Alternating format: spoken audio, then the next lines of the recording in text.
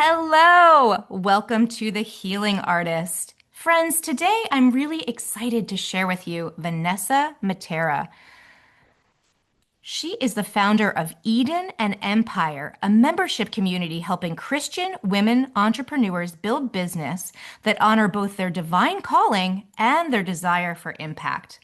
With 10 years of experience in business strategy and faith integration, Vanessa has helped countless women create clear messaging, sustainable systems, and meaningful growth. Vanessa, welcome to The Healing Artist. Oh my gosh, thank you. I'm really looking forward to our conversation today. We were just chatting a little bit before we started, and there's always that check-in. I was like, what kind of a Christian are you? Yeah. Yeah. Yes. I'm like, oh my gosh, I'm excited because what we could talk about is endless and there's so many different directions it can go. So I'm curious to see. Vanessa, tell me about your journey to becoming a community leader. What brought you to the point you're at now? Yeah, so I always struggle with how far to go back. We talked about childhood traumas and whatnot, but I really feel like that's where it started for me. I didn't realize how much of my childhood was affecting me now as an adult because there was Ooh. so many things that I had that I didn't even realize I was struggling with until they were showing up in so many different areas of my life. And I started questioning, why do I operate like this? Why is this showing up for me in this way? Why do I need XYZ? And so, it was really, I mean, I've been on this healing journey for the past probably 6 months to a year. And I think because I'm in this place of leadership, that's where I was called to say, hey, you need to deal with these things for you to step into that next level to actually help the women that you're called to serve. And so I did a deeper dive and, obviously I know my upbringing and I know the traumas that, come with it, but I didn't know the depth of it. So I am the oldest of now five. Mm. And my mom had me when she was 15. And so we really did a lot of growing up together. And, I think of that as such a blessing, but in that came a lot of things that I think that I subconsciously was doing that I wasn't aware of. When you're the oldest, I think automatically, you have a different level of responsibility than, say, the youngest.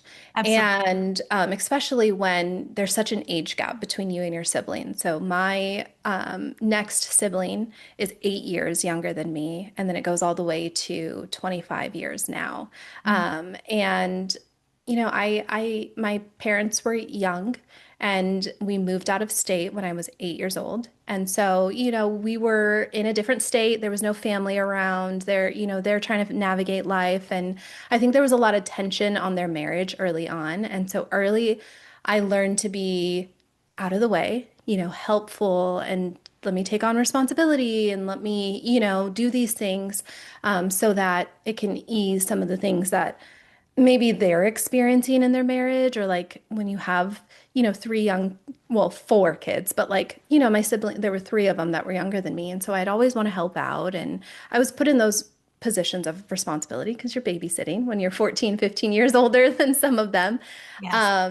And so I learned to take on those things. And when I was 17, my parents divorced. So it was my senior year.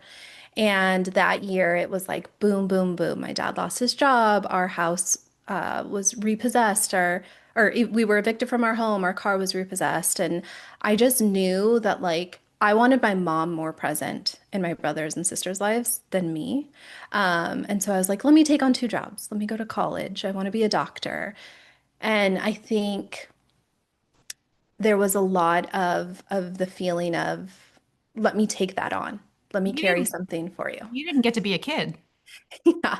On one of the other things that is so integral to my story is I never knew my biological father. So when of course, my mom was super young. He was also very young, and so I had kind of discerned this or come to terms with this thought of that's fine. That's black and white. He doesn't want to be in my life. Okay, whatever. Um, and I think that that very much so carried into my need for like validation and worth and needing to feel accepted. So I'm like, oh, I want to be a doctor. And I think ultimately that wasn't, I know that was never in the cards for me, right? Because those doors were closed. And, um, I was trying to go to school and work two jobs and I was failing. And I got a corporate job and that was great. And I was like, you know what? I keep getting waitlisted for all these medical programs. I need to, that door is closed for me. Like I need to let that dream go. But all the while, I feel like I was taking on so many things, like within my family, with my work life, my personal life, and I think it was the way that I found love, or I thought that I could I was worthy of love, is by the things that I would do, like my achievements, Yeah.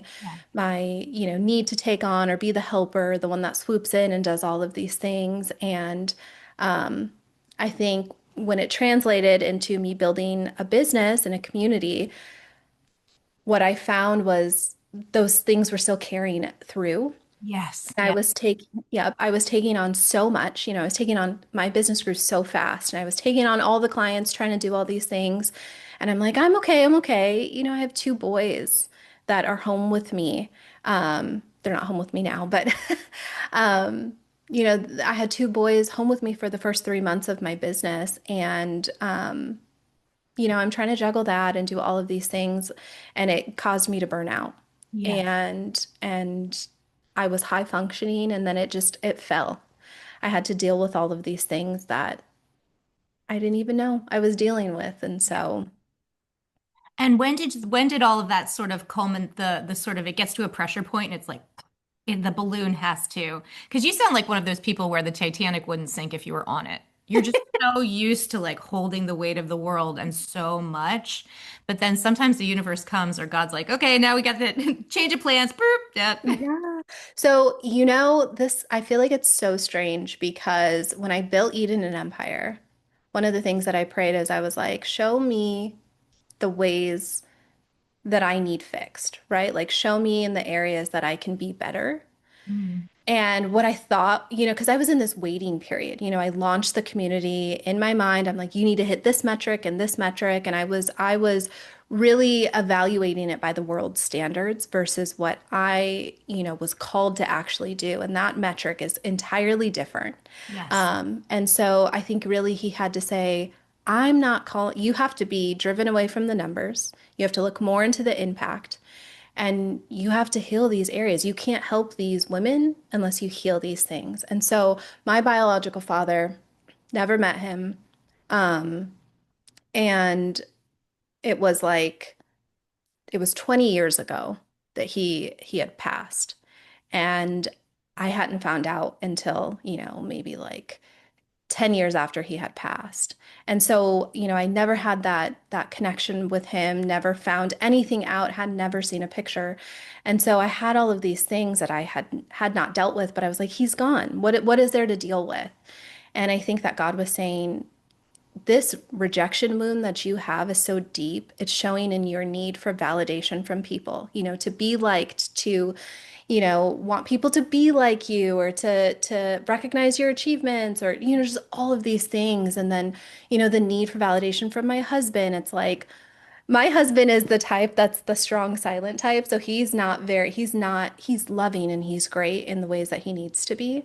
But it was affecting my marriage, and the fact that I was like, why am I not good enough for this? Or why am I not getting the reaction out of you that I want? And with this community, when I didn't hit the numbers that I wanted, it was weighing on me so heavily.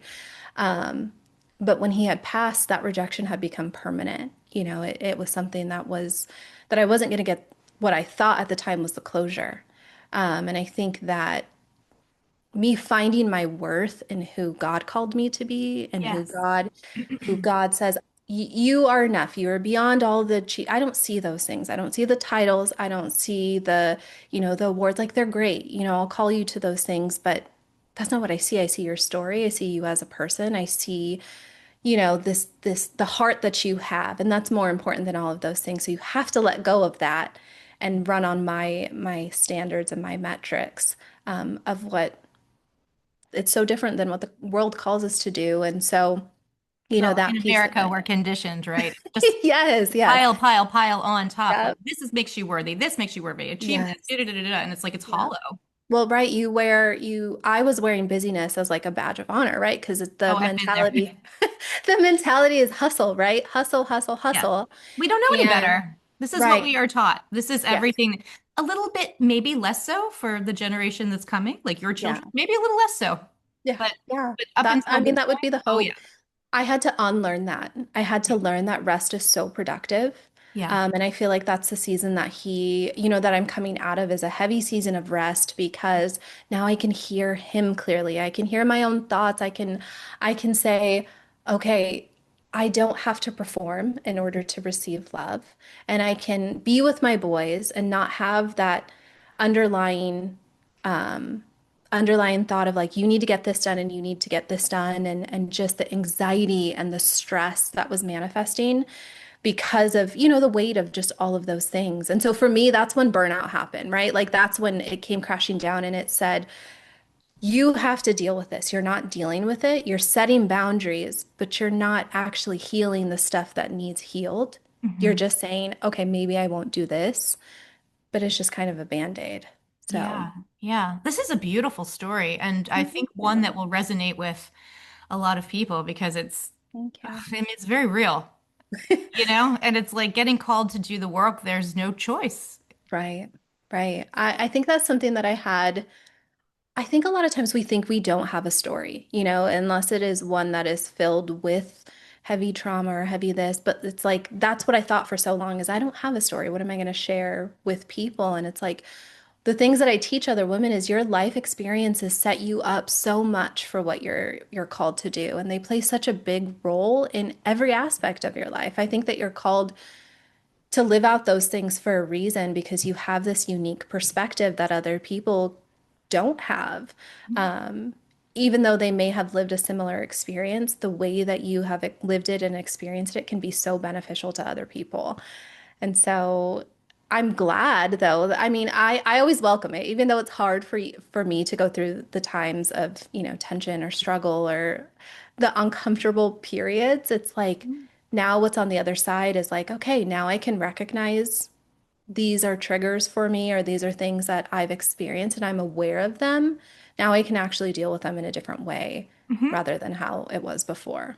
Yeah, well, and just getting on the path. Now it's just about sort of like the lifetime of showing up for the work. So as they Yeah. present themselves, then you can go deeper into it. And a lot of times I feel too, like maybe I'll just share, like in the community that you've created, perhaps sometimes the people that are drawn to you, the path you're walking, will sort of be reflected also in your students or the other community members. Like it's sort of like we show up in pockets together in order to walk together for periods of time, I feel like. Yes. And I think a lot of times we feel like our struggle is so nobody would understand it to that. I mean, and they don't to that level.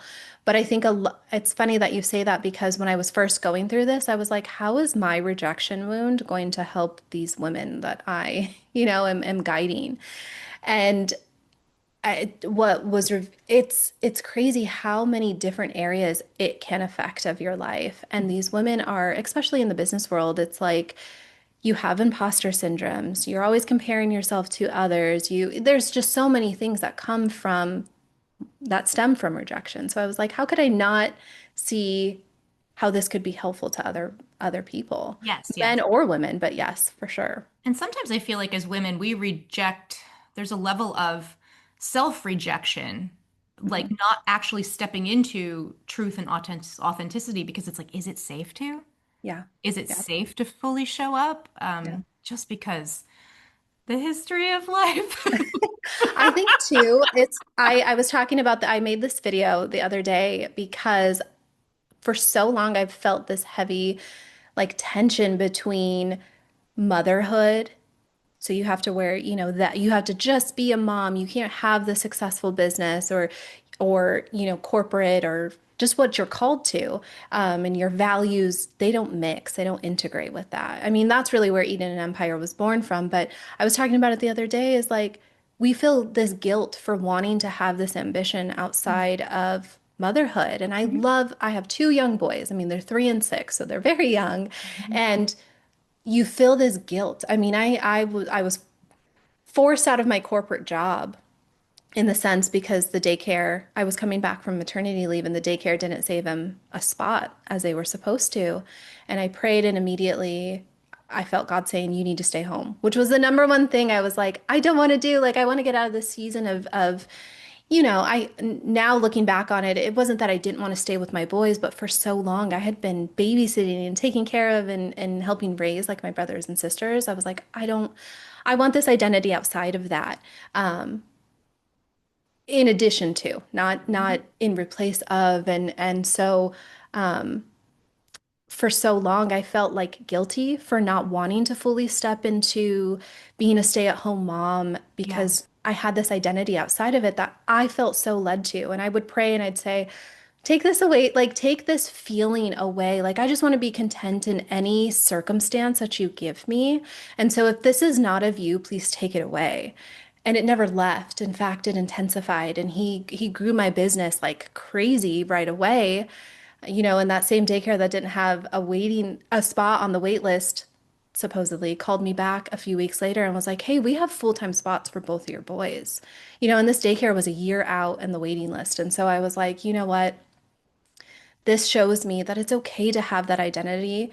You can love your boys and love on them and love your husband. You can be a wife, but you can also be called to something else. I don't feel like we are single-purposed individuals, and so we're allowed to have that. But I feel like there's a lot where we feel that guilt and that you can't have that. Yeah, definitely. I hear that. I hear all of that. I'm childless by choice, Mhm. but your story is completely hitting and resonating. Like, yeah, I hear that completely. Just as women, there are certain we're supposed to show up and behave in certain roles because those are the ways that Yeah. we've been taught. So there does have to come a personal evaluation of how do we want to show up. And in 2025, we do have a lot more choice Mhm. than any of our predecessors. But it doesn't Yes. mean that we don't have the predecessors on our back because we didn't just get here on our own. So there is like Yes. the weight of those things to come to then and feel into how do you want to show up seated in the seat of yourself, Yeah. you know. Um, I love that you say that first of all that you feel that because that's one of the things that I'm like, okay, obviously motherhood is a big component of my life, but you being childless by choice, which that was a choice that I definitely explored as well. But on your end of things, like I'm sure you have heard that so many times, like, why don't you want to be a mother? Why don't you want kids? Why this? Why that? And it's like that's that's my choice. That's where I feel called. And I feel and I get to like, make that choice. Like that's the thing that yes, it's just like yeah, in the history, we have not had that kind of yeah, choice. So like, man, am I rolling yes, around in that?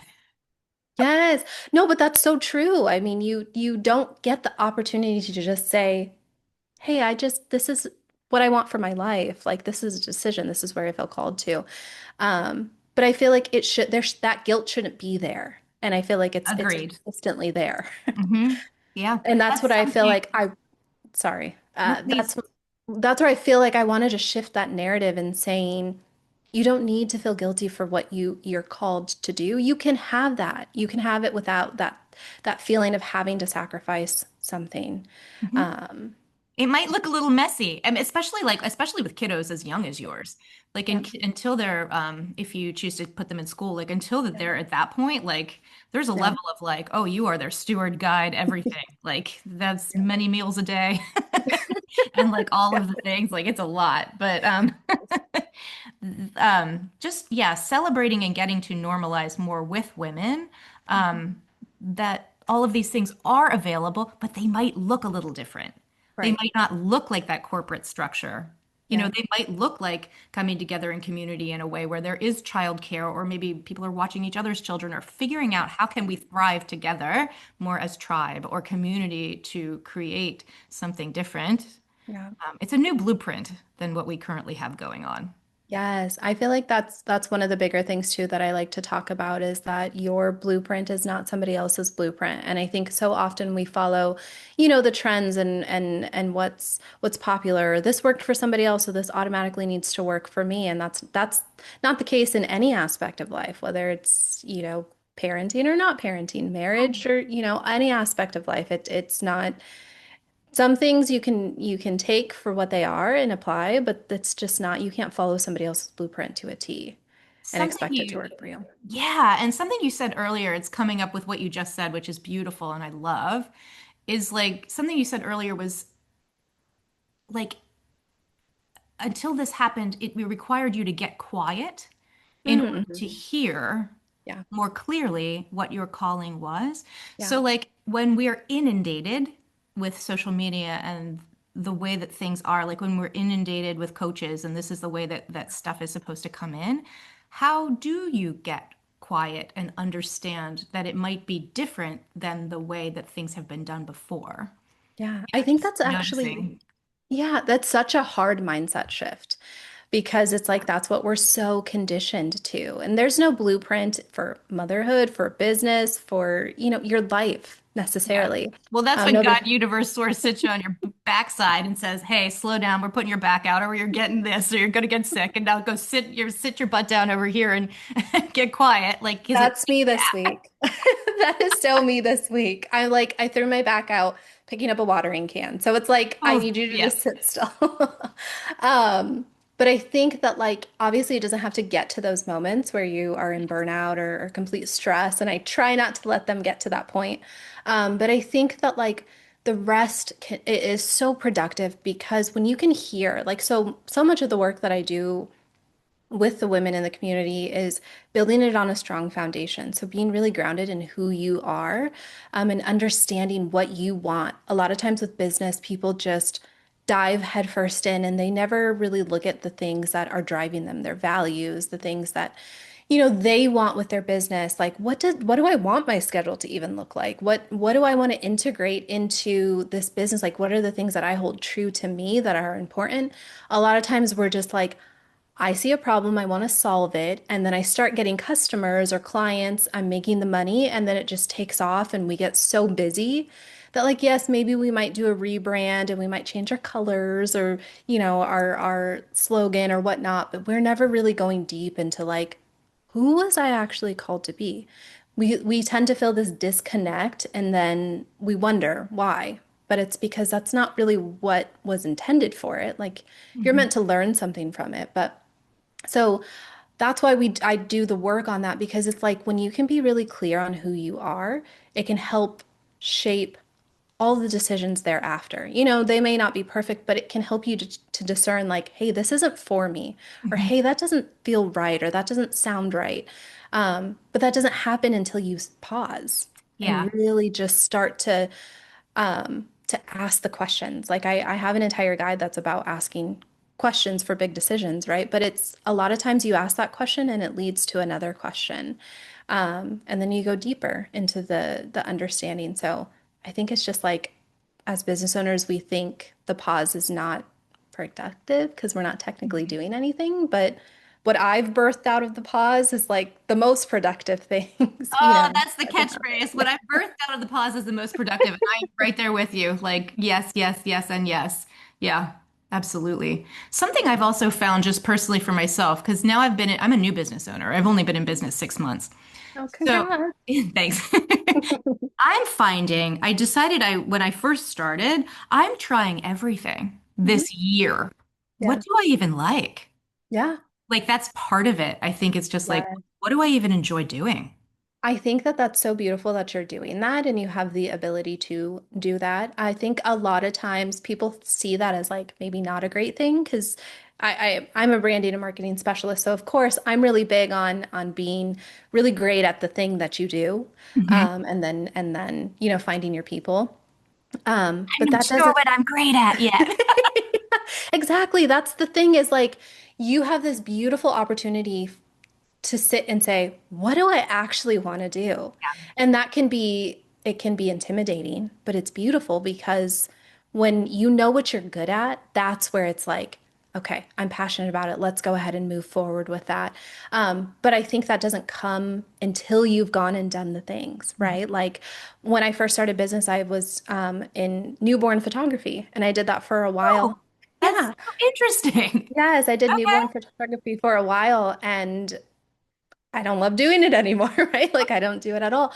But because I did that one thing, it helped me to step into, hey, I really love working with business owners, but I can photograph them. And then from working with other business owners and photographing them came the idea of like, let me leverage my branding and marketing skills because what I'm seeing is people are coming to me for photos, but really they need more of a holistic approach. So let me then, and then it just was this domino effect, but I wouldn't have found those things out unless I tried. And there's no shame in the pivot or Yeah. the to just say I don't love doing that anymore, so I'm not going to do that. So, Yeah. Yeah.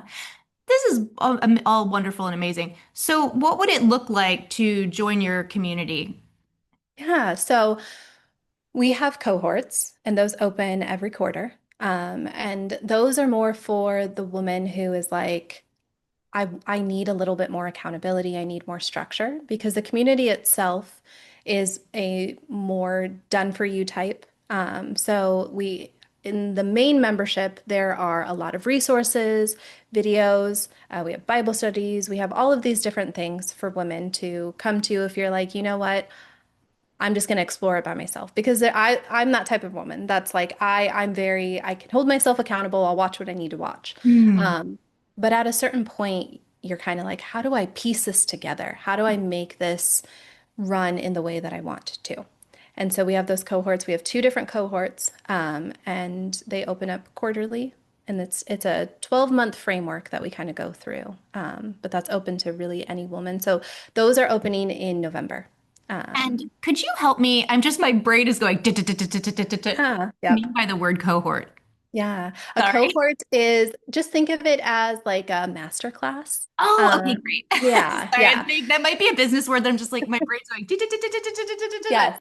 like, So co the reason why I call them cohorts versus master class is because okay, to me a cohort is more, there's more depth in it okay. than just to take you like you get more one-on-one access to me. And not that you don't through masterminds, but I think there's a level of depth that comes with the cohorts. And I think of it more of like a sisterhood or like, the ability to really connect with other business owners. Are you in the room with other women? Are you teaching in front of them or are they video series? It's video, so it's a global membership. And so as much as I would love to be in some of the places of these women, no, we're all virtual. So And when you're virtual, are you in the room together at the same time? Okay, so yes. you're Yep. teaching. Okay, great. So, Yeah, so a lot of what it is the curriculum I will pre-record and they can access it on their own time. And then we do, depending on which cohort you are, there's a group or there's one-on-one lives with me. And then depending on what cohort, you have access to me pretty much whenever. And so it really just depends on, there's some women that again, they really thrive in that group setting. And mhm. then there's, other women that are like, I need your attention one-on-one. And so it just really depends on where you're called to be at that point in time, which it can ebb and flow depending on what season you're in. So Very cool. And yeah. how do you work with the teachings of the Bible? Like, do you do devotion about through your business, or how does that weave in? How is that Yeah. woven? So everything that my teachings are biblically based, but they are branding and marketing or business Mhm. strategy. So, I'll reference something like God calls you to do XYZ. So then I'll reference where this came from in scripture. Gotcha. Yes. And so, but again, no matter what faith you are, you can apply, it's more of the motivation and the insight. Mhm. And then the branding and market strategies, of course, are, based on strategy and research and whatnot. But I apply them from a different lens, from like a kingdom lens. Mhm. And to say, if you're going to grow on social media, are we going to look past the vanity metrics? Or are we going to do what you're called to actually do? More of the mindset shifts is really the focus of it is because, I mean, the world has conditioned us to so many different things. And I think that's where we start to feel this misalignment to say, hey, this doesn't feel right. Or like, why am I not actually, when in reality, Bible or not, those really aren't realistic. You're not getting a whole picture of what the reality is because you're seeing somebody else's highlight reel. So a lot of that is saying what is meant for you, not somebody else. Yeah. And there's a lot of getting comfortable, I think, as women with oneself. Like, I think I recorded 30 Instagram videos without makeup just so that I could get used to looking at myself without makeup because I I was love like, that. I won't be able to do this if I have to go do little lashes and stick some foundation. It will not happen. So how can I get comfortable with my aging body, my aging hair, and just go, go, go? But it took practice to like Mhm. get there, I love that. I learn to love that you felt show up and as like you know yourself enough. yes, yeah. But it took practice. That didn't Mhm. just happen. It's like showing up with it again and again and again. And in the beginning stages, boy, oh boy, did I have to dig deep and get brave. I love that. Those were the calls to like, come on, angels, help me do this. Yes, I think the biggest thing too that I didn't mention, it's building it in a way that's sustainable. So much of the world is like scale fast and do this and do that, and it's like that's not meant for me. Like it's not meant for me to put out 3 Instagram posts a day. Like, and that's not the norm for me. For somebody else, they enjoy it, they love doing that. That's fine, but is it sustainable for you? And I think a lot of times we forget that like if you're not building something that's sustainable, that's where I feel like it leads to burnout. You're sacrificing time with your loved ones, the things that you love doing. And so I love that you brought that up because I think you just know what works for you and Mhm. what's sustainable for you. Yeah. And it's sort of like what, and also just finding the joy in it. Yeah. Where's the joy? Because if we're not enjoying it, then again, that's not following the purpose. Like we can No. sort of follow and see what is in alignment for us by following that bliss. What is the joy? Where does it light you up and spark? If it feels miserable, Mhm. that's probably not the pathway. Exactly. Exactly. Yeah. This has been just such a wonderful conversation. If people want to hear more about you, you also have a podcast. Yeah. So I have the Eat and Edit podcast, and we go di deeper into more of the strategy aspect of it and how to incorporate that into your business, to your life. And so that's on YouTube and Spotify. And then I have my socials, which is at Matera Branding. So you can find me pretty much there, my first and last name. So Yeah, thank you. Oh my goodness. It has been just such a pleasure to meet you. This has been a really lovely conversation. And we will put all of your information in the show notes. Is there anything else that you want to share as we wrap up here together? no, so if you kind of want to experience what the Eden and Empire community is prior to even joining it, we have a free summit that's launching in October. And so that really gives you more of an insight and just a way to kind of figure out how to integrate your values, so your faith, your family, and your business in a Oh, way that doesn't compete. So yeah, beautiful. Tell me more about that summit. I want to hear about it. yeah, so it's a 3-day summit, and we're bringing in 20 speakers. They're all faith-based speakers, yes. So it's virtual, and really, it's. I felt so. It's from lived experience, but I know how hard it can be to build something that is significant without feeling like you have to sacrifice so much of your life. And I really feel like God is calling us to build businesses that integrate all of those things. They don't compete with one another. And so this 3 days is filled with that. It's filling your cup, building a strong foundation on that first day. The second day is really going deep with these leaders who will be speaking that they come from that lived experience. They have that integration into their life. And then on the third day is how do we actually integrate that? What does that look like? How do we so we have a breath coach that Mhm. will help you to, deal with the stress, deal with the overwhelm, how to navigate leadership, just all of these different things within 3 days. There's a fourth day that's an optional add-on, but really it's just breathing life into you for these 3 days. So How cool. And now, if people want to sign up for that, how will they do that? yeah, so we have the it's EdenExperience2025.com. I always put the on there. So you go to my website there. 2025. Okay, and we'll put that in the show notes as well. And you said Yes, that's thank you. this upcoming October 2025. Yes, so it's October 20th through the 22nd of this year. Awesome.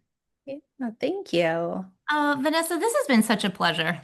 Yes, I loved it. I knew it would go the way that it needed to go, and it was beautiful. So thank you for I that really, conversation. one of the things that I have discovered in as I try the different things moving through business is I love doing the podcast. And one of the things I like the most is just meeting other people, especially other empowered women. Yes, I'm thank excited. you. All right, Vanessa. Well, I just wanted to tell you and the listeners that I love you.